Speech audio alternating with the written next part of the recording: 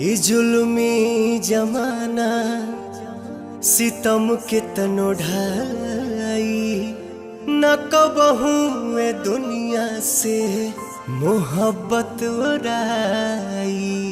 और जब रोग हो जे जानी उजानी कदर बेकदर के समझ में न आई।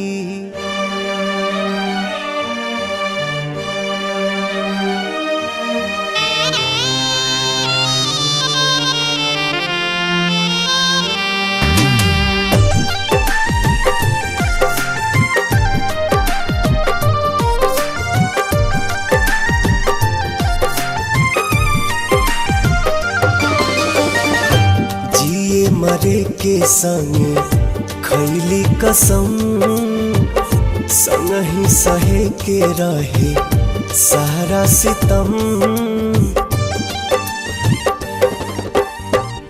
जिए मरे के संगे खैले कसम संग ही सहे के रहे सारा सितम।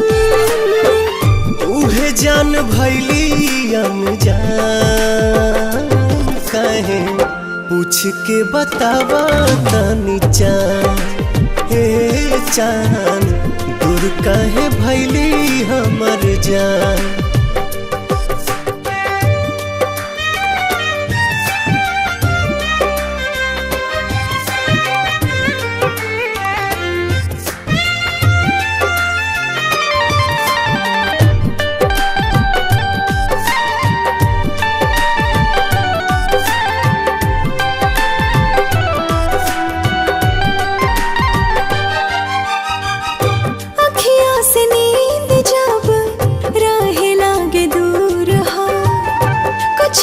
जरूर हाला नैन के कसूर हो।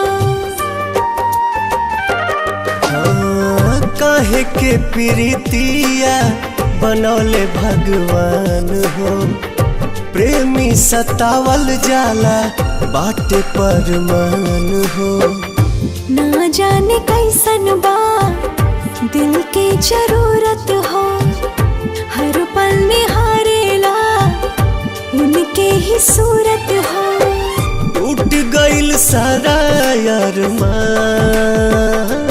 काहे पूछ के बतावा तनी चान। हे चान दूर काहे भैली हमर जान।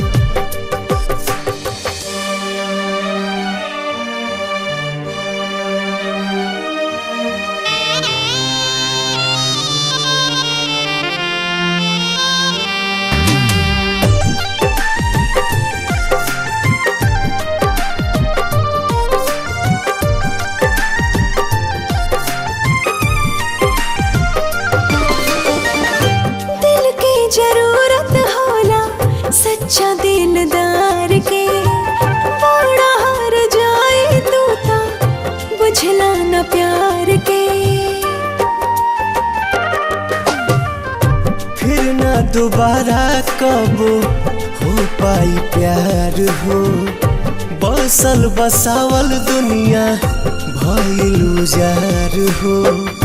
सपनों में ना सोचनी ऐसन कब होई दिल भर के याद में अखियाँ कब रोई।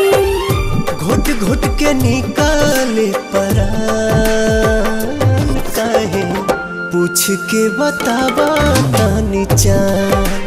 हे चान दूर काहे भैली हमर जान।